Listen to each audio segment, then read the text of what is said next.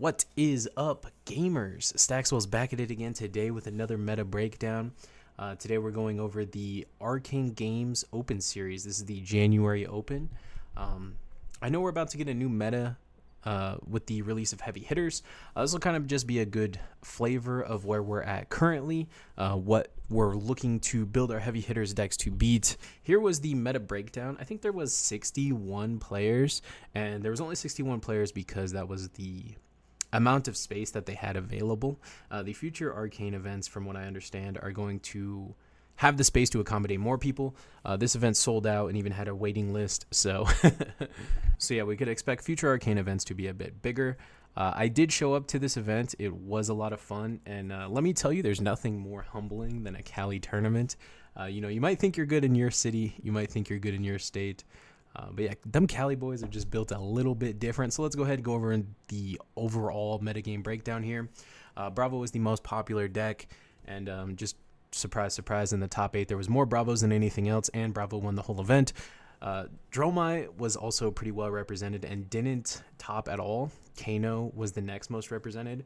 So kind of is dead this meme of like, you don't want to just play Oasis for the one Kano in the room. If it's the third most represented deck, you need to be playing Oasis in AB3 probably. Katsu, Levia, Arachne, all very popular. But overall, you can even tell, very diverse metagame, right?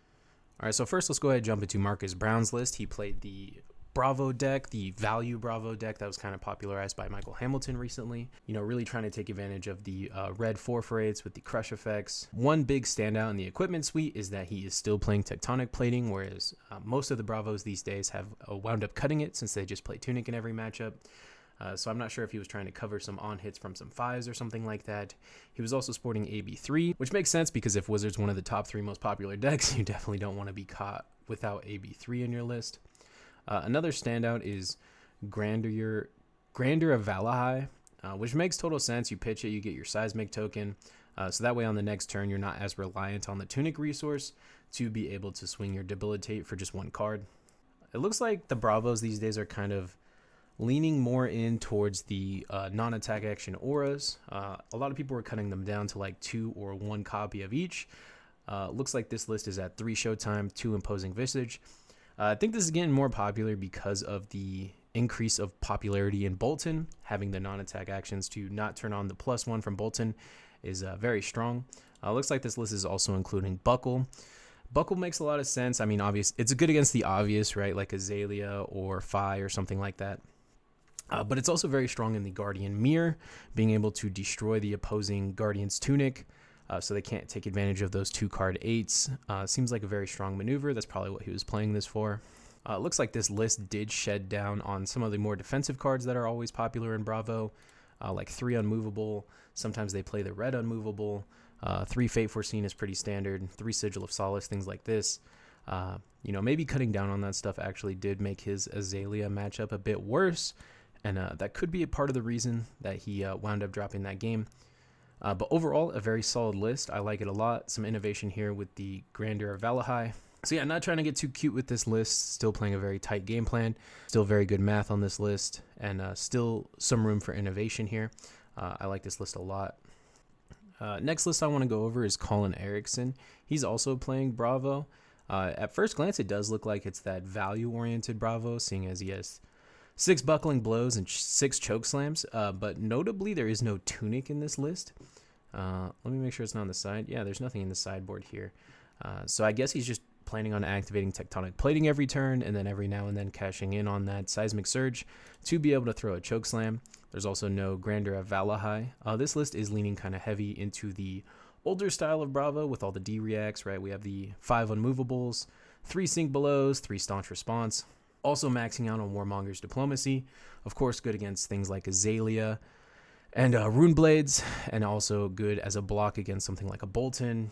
Good to activate against Max. But in this current metagame, you are losing a lot of mileage out of Warmongers. It's not as good against some of the more popular decks right now. The more popular decks being like Bravo, Kano, Ninja, things like that. You just don't get as much mileage out of Warmongers as you used to be able to. And then, yeah, fully maxing out on the Aura package. Could be just because, yeah, Bolton is just so prevalent. It's just so nice to have blue block threes that don't give your opponent +1. Another interesting inclusion is the Iron Rot legs. I guess there's just some matchups that you just don't want to give them a quicken token. The only one for sure that I could think of off the top of my head is like a dash. You just don't want to give a pistol dash free go again. Another one could be the mirror. I'm not 100% sure on this. If you guys are Bravo, I'm not a Bravo player, so I don't know like what what deck are you like really not trying to give quicken tokens to. Please let me know in the comments down below. But yeah, overall this is a little bit more of an old school Bravo deck, but obviously it worked out for him since he was able to make top 8, so congrats to him. There was a 5 that made the top 8 as well. Notably, I mean, you'll notice like not only with this 5, but with every 5 that's doing well right now, it seems like they're all dropping Kodachis in favor of just straight Ember Blade. This list is still playing Momentum and Pouncing Links, and then this list is also playing Furnace and Tunic, so a lot of options in the equipment suite here. I think that makes a lot of sense since typically with 5 you're just playing like the 60 best cards in Fi, and then your sideboard cards are often like very specific, very targeted, and you have a lot of room in your equipment suite to kind of play around. So this wasn't too different. Maxing on the brand with Cinder Claws is interesting. Only 2 double strike. This kind of means that he wasn't leaning all the way into a combo oriented like a Salt the Wound play style. He maybe was doing a bit more of the 3 blocking. 2 Phoenix Flame and 2 Flame Call Awakening. I like being able to go infinite with those Phoenix Flames in the end game. Being able to prevent fatigue. Having 2 Phoenix Flames in your deck is nice. Activating Flame Call Awakening is also always one of the better parts of playing Fi. 1 Razor Reflex in there. Looks like that's just for the spice, just to kind of catch people off guard. 2 Reinforced Line, 3 Sink Below. This is probably, yeah, like I said, one of those very specific targeted side deck cards to combat the Bravos. That All You Got, again, very specific targeted side deck card to combat the Ninja Mirrors. 2 Erase Face, probably for, yeah, Mech and Ninja, just to make your opponent block. And an Aggro Mirrors, very strong.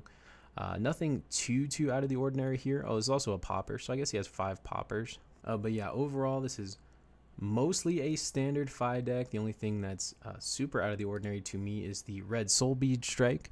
So I don't know if it's like a side deck or most of the time a Chain Ender. Yeah, nothing too out of the ordinary here. For the most part, it's a regular Ember Blade Fi deck list, which is still very strong. And he also is sporting AB2. Again, everyone's here is prepared for the Kano, and spoiler alert, the Kano still did very well.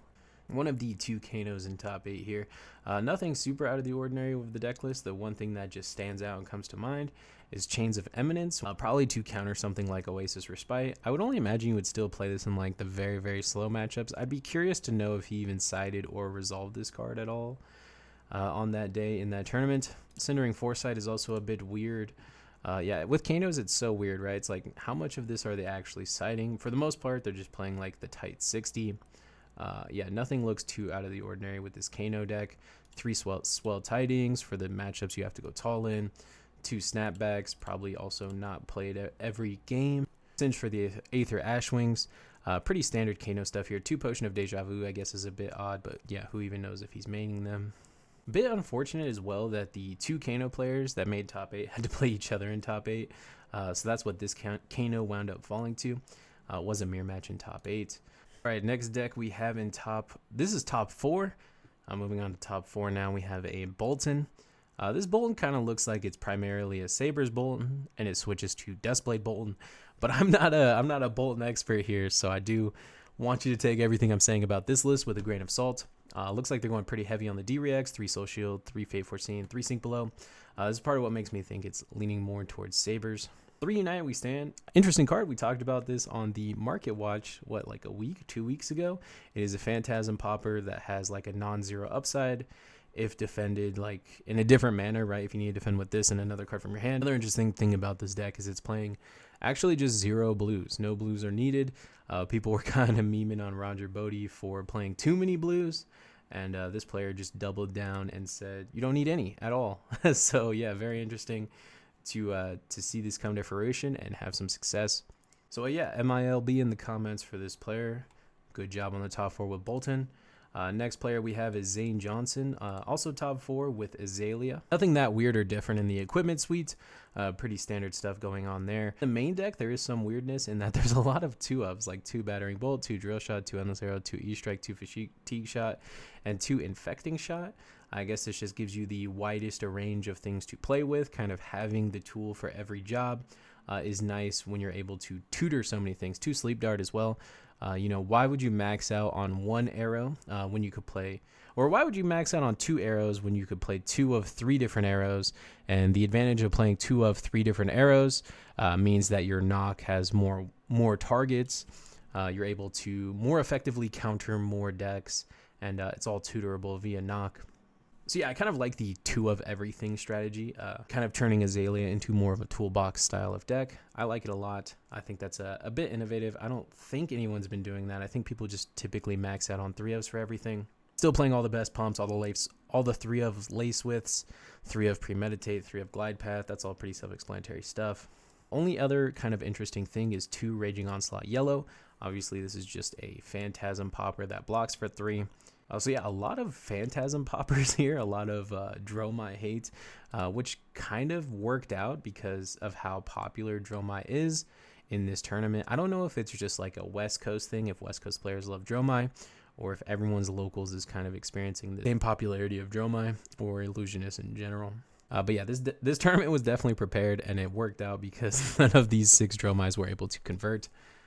So yeah, outside of leaning a little bit more towards like a toolboxy style here, a little bit of anti-illusionist tech. Not a whole lot is different. 3 Sink Below probably just for the Bravo matchup or for the mirror.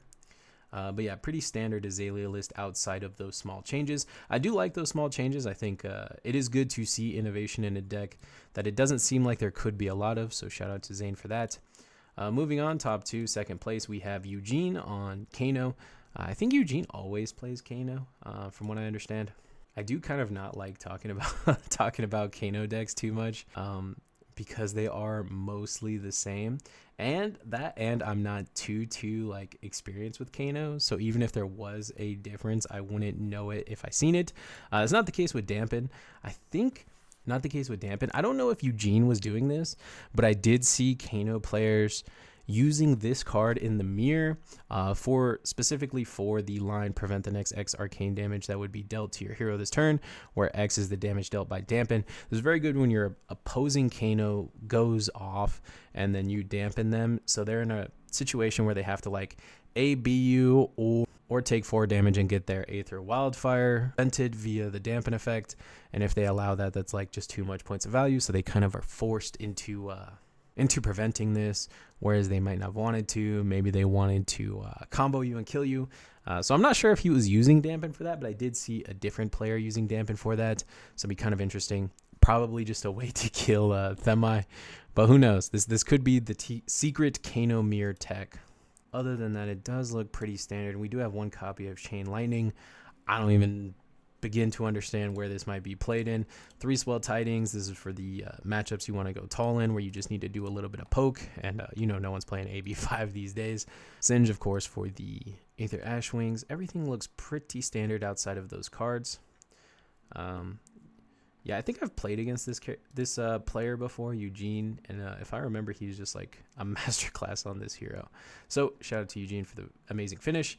And then finally, we have Alan, who won the whole event on this same value-oriented Bravo deck.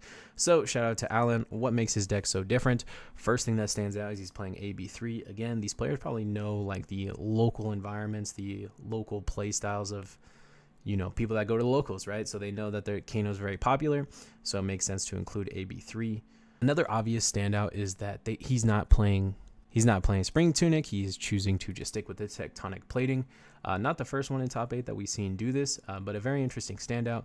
He's also sporting the Grandeur of Valahai, which again is helping him activate his 4-cost attacks, of which he's only playing the Choke Slam, choosing not to play the Buckling Blow. Like a good middle ground of the new value, good numbers Bravo, and then the Bravo of old. This is seems like a very good middle ground between the two. Being able to still do the value plays of like Grandeur Choke Slam, while still doing like the old Tectonic Anathos for 6, make a Seismic Surge. There's also playing the Buckle. I really do imagine that this is for the mirror match. This probably might get more popular moving forward if this deck continues to reign supreme. Just depends on how much of an impact Heavy Hitters is going to make here. He's also chose to cut down a little bit on the D-Reacts, just like one of the other Bravos we talked about here. So he has, 3 Sync, 1 Fate Foreseen, and then 3 Unmovable, 2 of them being blue. Another standout card is Out Muscle. While, for those of you who don't know what it does, while Out Muscle is defended by a card with equal or greater attack, it has Go Again. So this is for the things like Kano, where it always has Go Again. And against a Kano, you really need to be pressuring them as much as you can. Just sitting back and letting Kano have all the time in the world to set up is just going to be a death sentence. Interesting non-inclusions in all of these Bravos too is like they're not playing the Titan's Fist and the Steel Braid Buckler. Now that decks like Lexi aren't in the meta, you just almost never need to take a defensive stance, and you just can always be the aggressor in almost every matchup. So yeah, you just don't need that stuff anymore. And then, still doing the maxing out of the auras, again, probably to combat Bolton. Very solid list overall. Not trying to get too cute with it. Very good math here. I like it a lot. Very good middle ground. There is a couple more lists I want to talk about. That was the winning list. But there's a couple spicy things that we got to just look over real quick. For example, 9th place had a Teklovasen. So shout out to this player, Evan Bridges, for kind of being a man of the people and showing up with a deck we wanted to see, which was, Teklovasen. Looks like they're playing 2 sets of base equipment, which makes sense because of the Fabricates. Just going with all of them, no gambles on who's going to blow what up or whatever. Just having a backup of all of them is very good. Only AB1 in the Arcane Lantern, which, I'm not fully sold that this is even worth it. I'm sure Evan's cooked a lot more with Teklo than me, so I'm sure he would know. Looking like he's playing the max, 3 Terminator Take, 3 War Machine, and 3 Annihilator Engine. He was also playing 3 Demolition Protocol. He said this was more for max than any of the other Mechanologists, and he also said he played this deck very heavily into like a control game plan. I guess just a lot of blocking for Singularity. It looked like Singularity was the way he was winning most of his games. Pretty base stuff here, pretty cool deck list. Probably a good starting point for anyone who is trying to make this hero competitively viable moving forward. This list has a lot of armor, so that makes it very good against Bravo, which is like weirdly makes it kind of a good deck in this meta in a weird way. It does get cooked by things like Kano. It's a very interestingly positioned deck in the meta, right? If like everyone at your locals is playing Bravo, then like it's actually a really insane deck. Another one we just have to talk about is this deck got 11th place, and it was Riptide. So I do kind of want to just show this off a little bit here. This looks like it's a very like mid-range Riptide, right? He has a lot of aggressive cards here like E-Strike, Give and Take, CNC, Bolton Shot, things like that, while also still having a lot of traps. So it's like kind of like a mid-rangey playstyle here. I thought both these lists were interesting enough to show, just kind of as like a starting point. If you wanted to cook with these heroes, you have at least some lists that have like at least a moderate amount of success, a good place for you to start out with. Interesting also that Dreadbore was his weapon of choice for this. I just don't fully understand that one over Death Dealer. I guess I haven't put too much thought into it. Either way, just wanted to kind of showcase these lists a little bit, put them on screen. And before we sign off here, special thanks to the Arcane Games and Events for getting such a prompt deck list time out, right? They got the top 8 deck list posted very quickly. It was like less than 24 hours later. They had all of the deck list posted online. Also, shout out to them for running such a clean and efficient event. Everything went really smoothly. Had a lot of fun playing in it. If anyone's on the fence of going to these events, I highly recommend it. That's all I got for you guys today. Oh, and I'll leave all of the links for this stuff in the description down here. I'll leave a link where you can get more information on the AGE events and get the deck list and things like that. That's all I got for you guys today. Thank you so much for watching. Don't forget to like, comment, rate, subscribe, and help the algorithm help me out just a little bit later, gamers.